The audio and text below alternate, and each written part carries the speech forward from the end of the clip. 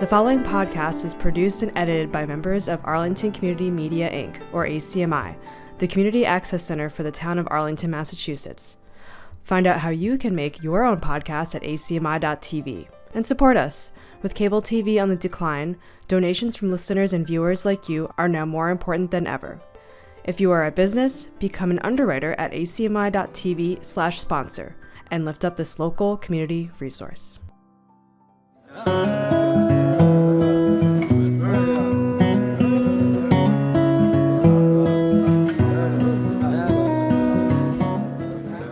Here, Jane, we're over here.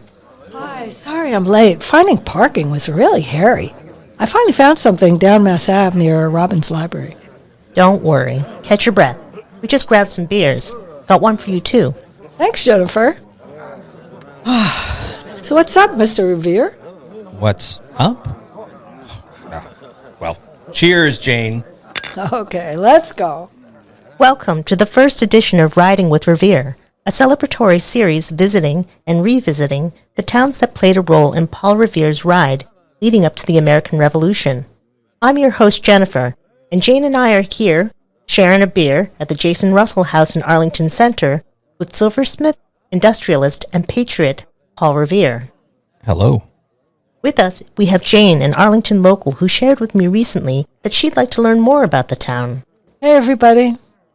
So, Paul, thank you for being willing to revisit your ride with us. We're currently celebrating the 250th anniversary of the American Revolution, and a lot has happened since then. Can you start us off by telling us about the night that you made your now famous midnight ride? Certainly. Before the ride, I lived in Boston and had already been employed as an express rider, bringing messages and important documents to my brethren as far away as New York and Philadelphia. The night of the ride, I was summoned by Dr. Joseph Warren to ride to Lexington to alert John Hancock and Samuel Adams that British soldiers who were already stationed in Boston were going to arrest them. Both were leaders of the Sons of Liberty. The British were also going to continue onwards to capture a stockpile of munitions being held in Concord. My friend William Dawes was also at the meeting with Dr. Warren, and we were to take separate routes to alarm as many people as we could. The sexton of North Church, Robert Newman, was to give a signal from the top of his church to let us know if they were going to travel across the Charles River to Charlestown versus marching by land. So you were going to ride out of Boston to where all of the British soldiers were. That sounds pretty risky. We thought the same thing. So some friends snuck me past a British warship by boat and got me to Charlestown, where I connected with Colonel Conant and other local patriots. I informed them about what I knew and that I had seen the signal from the top of the North Church. After borrowing a horse, I made my way out of Charlestown around 11 o'clock and was almost captured by a British patrol.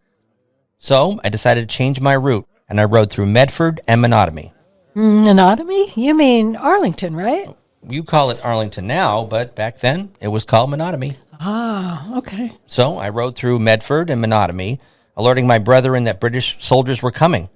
I arrived in Lexington around midnight and was joined by my friend William Dawes soon afterwards. He had taken a longer route to sound the alert. After we had refreshed ourselves, we continued on to Concord to make sure that the munitions stockpile had been hidden away. We were joined just outside of Lexington by another patriot, Dr. Samuel Prescott. Was that planned? No, we had not met the gentleman before.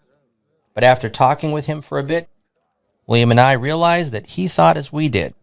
So we agreed to let him ride with us. I guess the more the merrier, right? For a short while, yes, but we were intercepted by a British patrol soon afterwards. William and Dr. Prescott were able to escape, but I was taken in for questioning. So the people in Concord didn't know that the British were coming? I was to learn after I had been released that Dr. Prescott was able to get to Concord to alert them, so they were able to move the stockpile. Dr. Prescott for the win. What happened to you after you were released? I wasn't held for long, and my horse was taken from me, so I walked to Lexington and into the battle on Lexington Green. The beginning of the American Revolution. That's correct. It must be strange for you to be here at the Jason Russell House, given what happened here next. Yes, word of the British march had quickly gotten out to 13 surrounding counties. Thousands of militiamen traveled to Menotomy with haste. Jason Russell, who had already moved his family to safety, returned to find Patriot militias building barricades at his home. Being a patriot himself, he joined their efforts. As British soldiers came through Menotomy, they were ransacking and burning houses to ensure that snipers were not going to attack them. So Jason Russell and the other Minutemen began the fight trying to protect his home. What they didn't realize is that the British soldiers had been split into two forces to attack them from two sides. So the forces coming down on them were severe. I heard that Jason Russell himself was stabbed repeatedly with a bayonet right there on his own front steps. Stabbed? Yes, there were many casualties. The Battle of Menotomy ends up being the bloodiest battle on the first day of the American Revolution. But if not for Mr. Revere's ride and the amazing communication network that had been established back then, Minutemen would not have mobilized so quickly, and it would have been a much more lopsided battle. I am glad to see that Mr. Russell's estate has been maintained so well, and that he was buried close to his home, a very proper memorial. Yes, and they hold a reenactment every Arlington Town Day of that battle. My kids and I never miss it. ACMi filmed the last reenactment last year. Reenactment. Like a show. Strange you folk are. I will say that much has changed around his estate. I see many businesses across the street that I don't recognize. Well, that sounds like a great way to continue our conversation. Next time, let's talk about how Arlington has changed to become the thriving center that it is today. Thank you, Mr. Revere, for sharing your journey with us, and thank you, Jane, for joining us as well. Join us next time to learn more about Arlington's rich history. This was great. Thank you.